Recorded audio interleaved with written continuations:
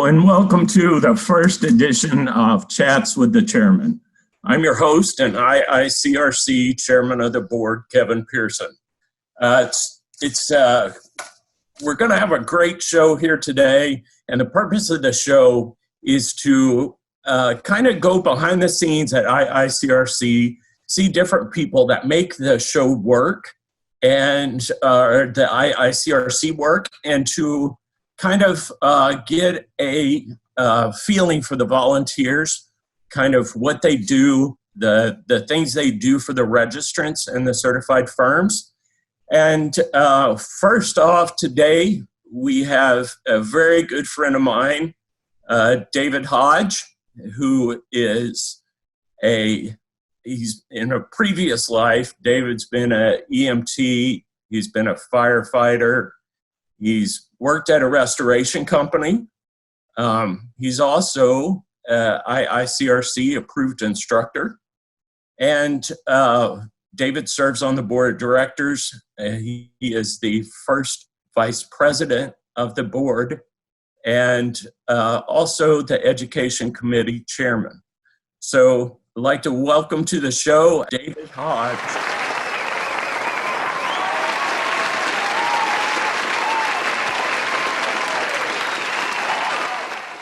Oh, wow. Buddy, what's up? You had your own fan club there. Yeah, that you notice they had to use a syndicated clapping and cheering because that's not usually what happens when I get up in front of people.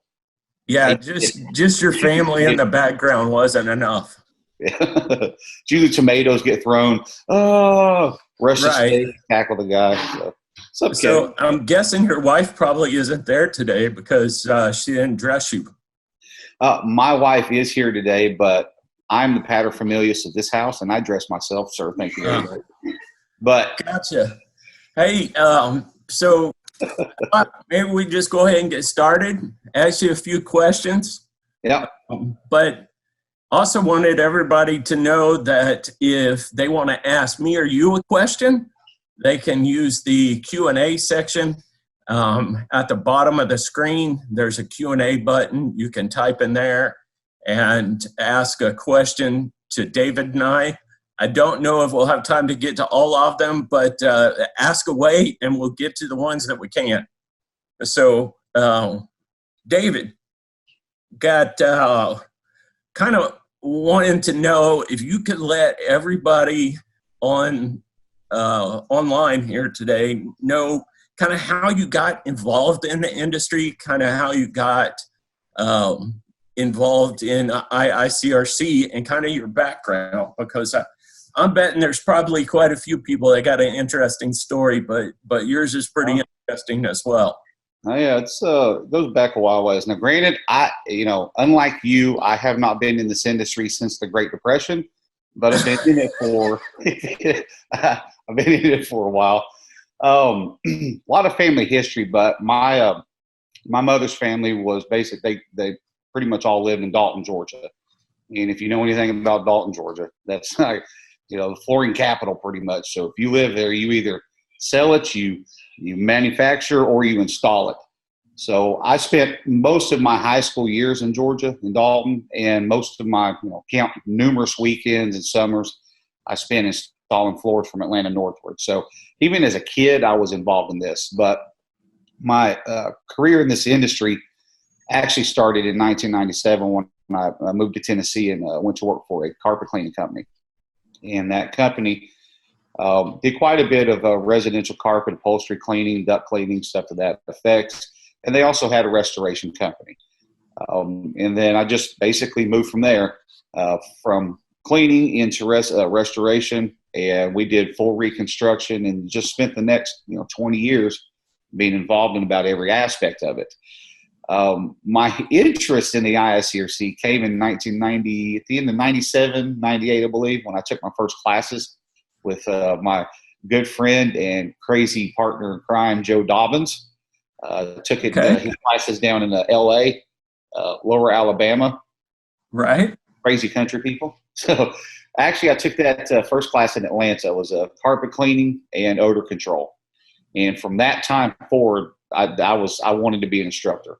As soon as I took that class, that's when I wanted to be. But I waited. How long did it take you to become an instructor? Well, I waited for about 14 years so I could try to get. I took as many classes as was necessary, but I wanted to get experience in the field so I could try to relate with the students a little bit better. So I actually applied and was approved in 2012. Okay. And at that point, when I became an instructor, I was also a full-time firefighter and EMT, so I had to let something go. So I resigned my position so I could move into teaching. So now I get to meet a whole bunch of people. Yeah, no doubt. Hey, so since you've been involved mainly with IICRC, kind of what's one thing that kind of sticks out in your brain as memorable or something that you're proud of that you've accomplished by volunteering with IICRC? I guess the greatest memory would have been setting up the hands-on portion of the trauma class in Orlando when brain fragments from an animal were falling on Rachel Adams' head. That's probably the best memory. No, I don't. To be honest with you, I have absolutely enjoyed being a volunteer these past several years. I love going to AIM, interacting with the instructors at the lunches, the dinners. You get to catch up with people that you talk to on the computer, but you get to see them face to face. You get to hang out, have dinners and stuff. Also being able to go to the GRC, talk with the staff, people that you work with that you don't get to see often. I actually love that part. Just those small trips here and there that you're able to take to actually engage with your fellow volunteers and even the staff at the GRC. I have been able to meet a lot of fantastic people, and honestly, you're one of them. Had I not gotten into this volunteer role, we might not have had the friendship that we've had now. And that's with everybody else. So it's you get to see a different side of this industry that most people don't. A lot of people, they take classes, but they don't realize the other working portion of this. Becoming a volunteer allows you to build yourself up to where you can get to the point of becoming an instructor, maybe even get on the board of directors and get to work with a lot of fantastic people and from all over the world. We have our friends in Australia, UK, Canada. It's just the interaction, I guess, is my biggest thing. The interaction from being a volunteer has been fantastic. Sure.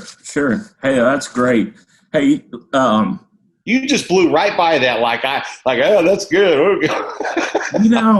I'm just kidding, Kevin. I'll take care of you later. So, hey, no, but I got a couple of trivia questions here that I want to throw out to the audience. So let's go ahead and do a trivia. You up for it? You think we could pull this off? Oh yeah, I'm good.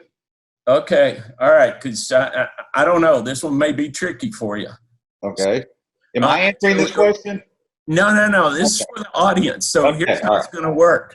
We're going to ask a trivia question, and the first person to answer it right in the Q&A section on the screen here will get some IICRC swag. I think they're going to get a messenger bag. The IICRC messenger bag is lightweight and can hold all of your items for your computer. Take it between your home and office or when you travel. Sweet. How come I haven't got one of those already? Yeah, I know, right? Seriously. All right. So the question is, what does the acronym CCT stand for? Ooh.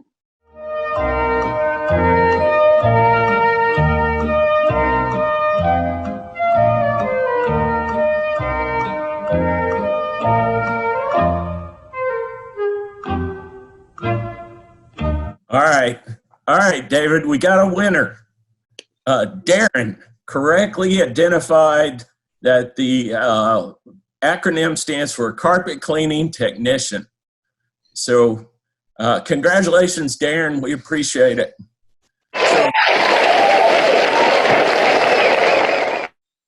Man, Darren got applause too. How about that?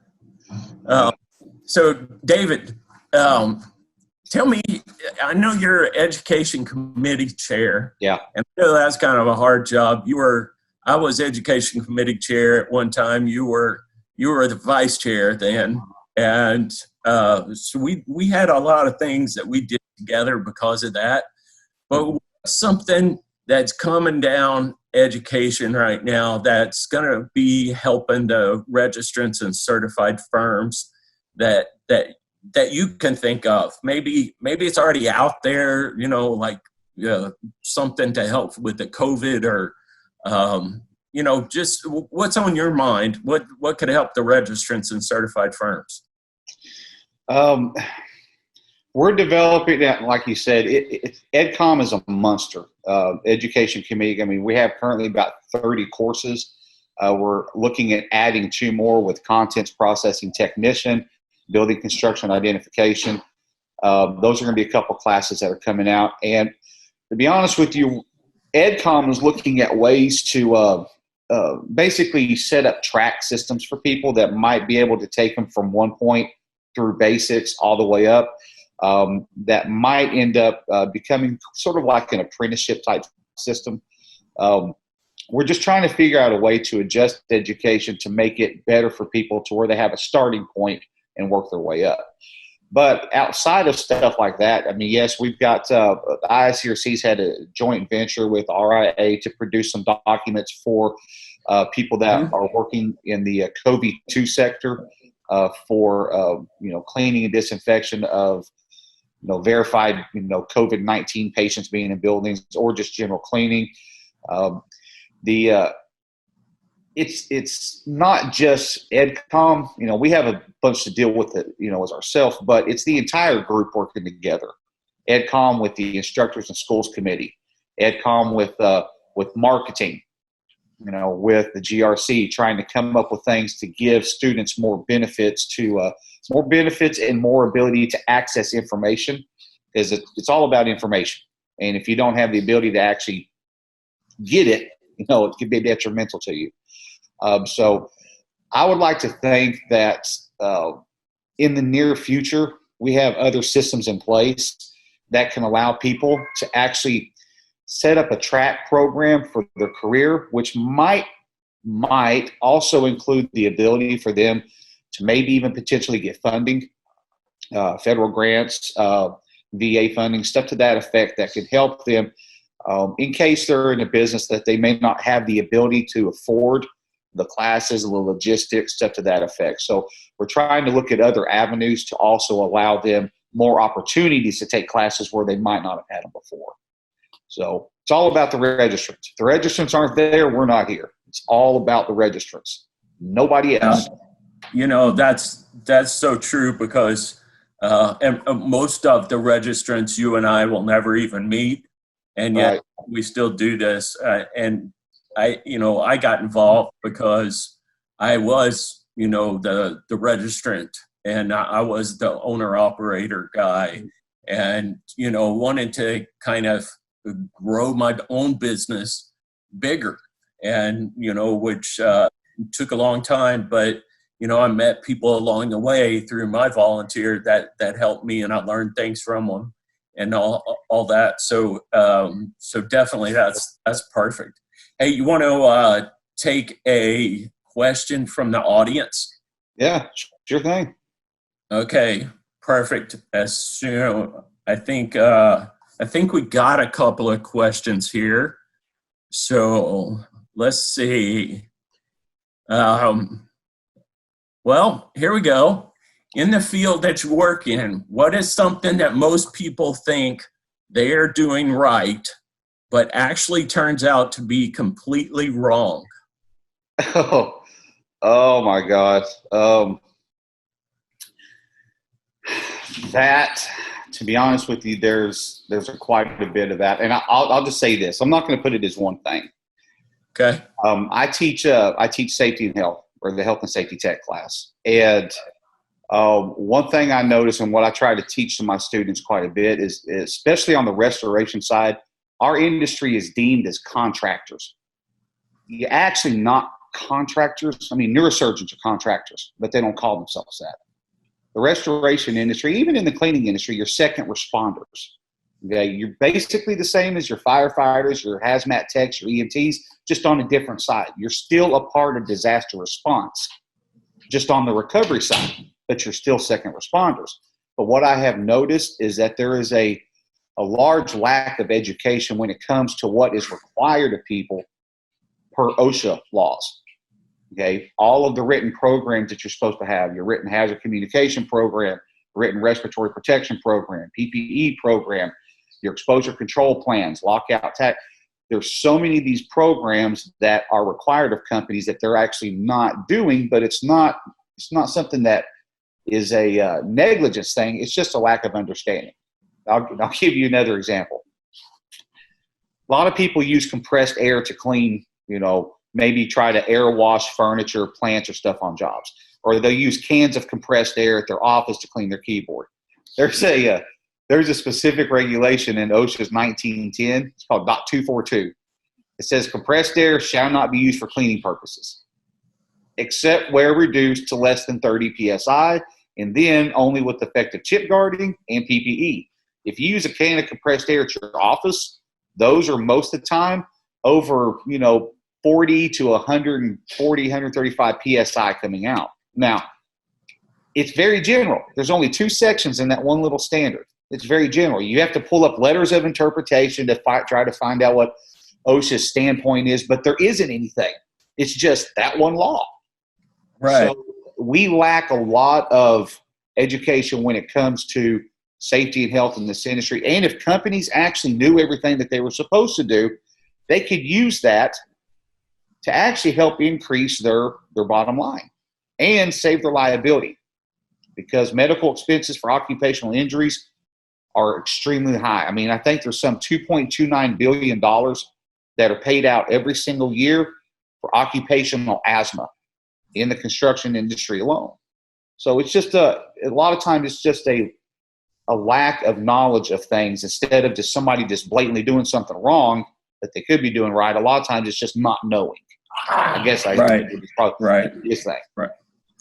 Yeah. So along this COVID lines, is the best class out there. If you're gonna be the one that's on the front lines cleaning up buildings, would that be like the health and safety tech? Or tell me your opinion on that. What should somebody look to take? To be honest with you, within the IICRC itself, a couple of the classes, trauma and crime scene tech and HST class, those will help. You always want to follow CDC guidelines. You always want to follow EPA as much as possible. There's other things out there. We have partnerships or joint ventures with RIA. Even if it's not a class, the documents and stuff that have been produced in conjunction with RIA and even CIRI, those can help. But if people are going to do this work, they need to have a starting point, but you need to look at as many avenues of information that you can, because there's a lot of misinformation, a whole lot. Right. And a lot of times it could be as simple as just improper wording, saying that you're disinfecting for COVID-19. COVID-19 is the disease, not the virus. That's like saying you're disinfecting for AIDS. Okay, HIV is the virus for AIDS. It's kind of similar principle. You have to be careful with the wording that you use, what you're saying in your marketing, and making sure that you're following proper guidelines, because this is an emerging pathogen. It's still, people are learning about it. So there isn't really, you have to do it exactly this way this entire time. Start, right, but continue to evolve your education. Keep up with the information to make sure that you're adapting as new information comes along. Okay, so we've got another question for you from the people watching. I think I'm nervous. Yeah, are you? Okay. I don't know what it's going to be. Yeah, regarding hydroxyls, I am seeing an influx of charges due to COVID. I'm guessing this may be an adjuster or somebody. They use this in combination with air movers. What would be the proper protocol or use for like hydroxyl generator and air movers? Hydroxyl is a very rapid oxidizer, but I haven't found any studies yet that have any types of claims of efficiency. I'm not saying it's not out there. I'm just saying I haven't seen things. It's kind of similar principle in people using ozone. They're gas phase oxidizers. They've got a very short half-life. And if people are using them with air movers, they're using them to actually draw air through the system, which some of the manufacturers, some of the manufacturers' hydroxyl systems require the use of air movement to draw air through the machine. So they have to use an air mover with it. If that's your question regarding that, they have to have an air mover with a specific machine in order to draw air through it. But as far as a protocol for the use of that, I'm very careful in saying yes, they should or they shouldn't until I have research that states it has any type of efficiency. Okay, Gotcha. So I've got to be careful with. All right, so we've talked about all this business of the IICRC.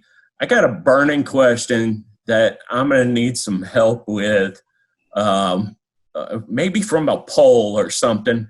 But I understand, David, there's this salad down in Florida. Oh, my God. At the Columbia Are you restaurant. really going to get into this? Yes, we're the greatest salad ever. We have to solve this. Yeah. So there it is. There. See? 1905 salad at the Columbia restaurant in Florida. And tell us about this, because I understand that you think this is the best thing ever since sliced bread. Listen, you all got like a buffet salad with that meeting. If you actually go sit down at the restaurant in St. Augustine and order the half and half, the Cuban sandwich and the salad, they make it specifically for you. I'm telling you right now, what you had in Tampa is not the same thing. I don't know what they did there, but it is not the same thing. It is the best salad ever known to man. Okay? You're going to have to make a trip to St. Augustine. So Sharon, if you're listening, we need to make this happen at some meeting or something. We need to get him back to St. Augustine so he can have a salad. All right. Well, I think we got a poll. So my wife is giving me beady eyes right now because. Okay. Well, here's the poll. It should be on your screen. Have you tried the 1905 salad? And is it the best thing since sliced bread? All of you that are saying no, you better send me your names. And it better not be people that know me. All right. Wait a second. There's only been 4 people that's tried the salad, but yet 14 people are saying no. Those numbers are slow to come in. How accurate is this poll?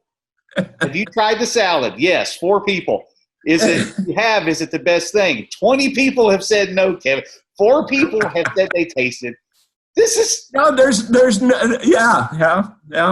Well, this is why I don't trust polls. This is why I don't trust polls. All right. Well, I got one other question for you. Live streaming the classes. Yeah. How's it going? I know you've done a bunch. What do you think? What are you hearing from students? I'm hearing a lot of good from students, but I'm also hearing some apprehensions because a lot of people like the in-person. It's kind of, I'm not going to say 50-50. A large amount of people have actually loved the classes. I haven't heard really any bad on my side, except for, I would rather do the in-person type setting. But most of the feedback that I've gotten has been very, very good, simply because of certain things like this. For instance, the HST class, there's only a few of us in the United States that teach it here. So logistically, it makes it very difficult for employers and workers to actually attend a lot of these classes. And in just the past, I started this, when was it, the 1st of April? So basically the past month and a half, I think I've had close to 80 HST students that have now taken it, and a lot of them who were looking to try to get their master's designation can now attain it because they were able to sit in the comfort of their own home. So I'm not saying that I'm like a super fan of live stream, because I will tell you the difference between in-person and live stream, I'm exhausted by the time, because I'm talking to a computer all day long. It wears me out a lot different than it does in person, but I'm very thankful that we now have the ability to offer students another avenue to take the courses where they might not have had the chance before. It saves them travel expenses, motel, stuff to that effect. So I think it's been a very big benefit for them, and at least I hope so. I do too. I hope so too, because I know the staff worked really hard to put that together on notice. And, you know, our whole lives kind of changed with the COVID in a blink of an eye. So I hope people are enjoying it as well. But hey, let's go back to some trivia questions, okay? Real quick.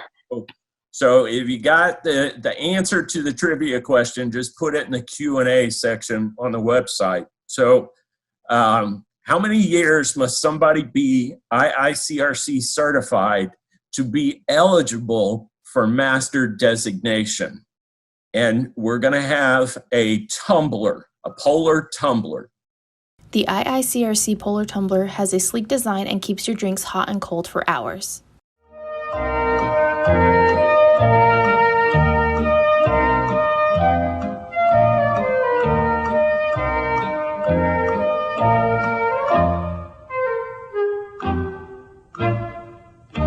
Hey, I got one of those tumblers. Those work great. I like them. So, hey, we got a winner, Ryan. Congratulations, Ryan. You are the winner of a polar tumbler. The answer to the question is 3 years. You gotta be certified 3 years before you can get your master designation. Awesome. So, and let's do one more real quick because we're running short on time. So, when was the IICRC founded? For this one, portable charger. So this might be a little bit more difficult. The IICRC portable charger is small but packs a punch. Charge multiple devices while you're on the go.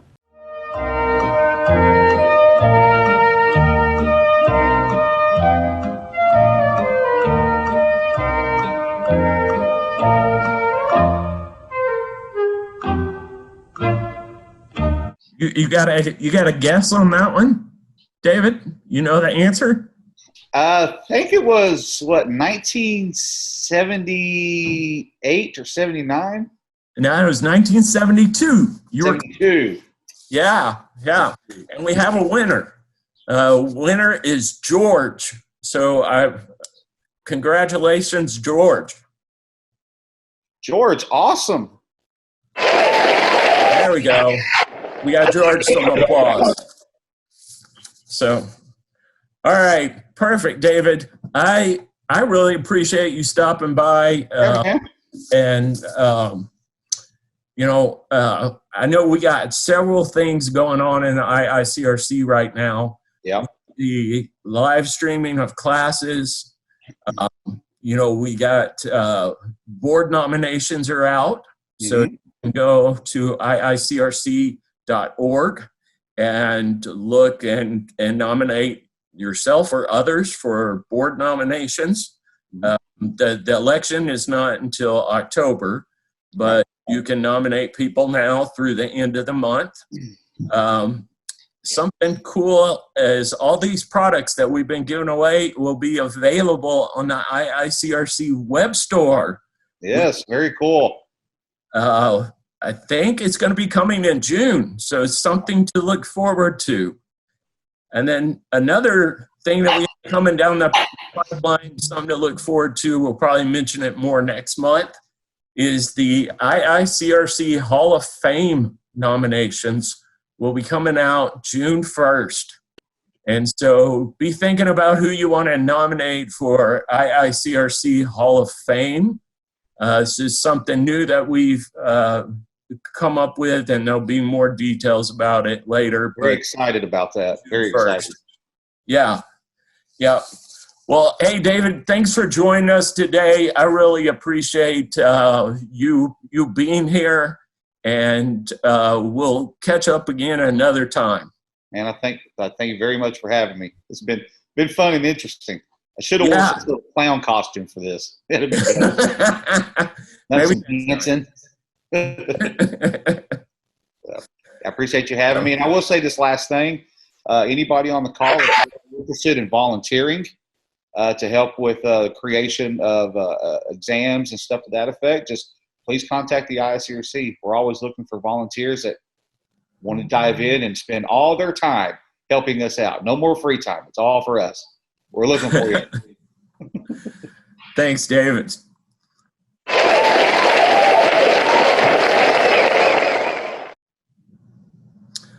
All right, I'd just like to thank everybody that joined us today on the first edition of Chats with the Chairman. Make sure to keep up with us on our social media pages.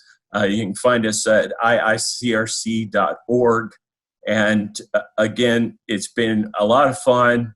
And until next month, I'm the Chairman, Kevin Pearson.